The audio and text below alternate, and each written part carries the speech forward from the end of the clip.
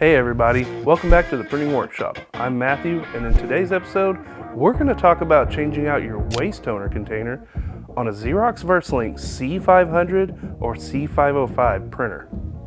First thing we'll do is open the right side cover. Inside here, this black apparatus is your waste toner container. On top is an orange button. You'll push down on that orange button and roll the container out. And on top is a handle. Grab that handle and just lift it out. It's pretty simple. Now to go back in, if you look at the inside of the container, there are two little arrows. And you have these little flanges here that will sit on these gray little trough pieces. And you just set the new one in there like that and roll it up and into place and latch it in there.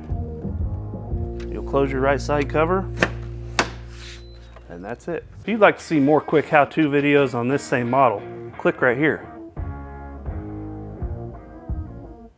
If you'd like to see more quick how-to videos on other Xerox products, subscribe to our channel.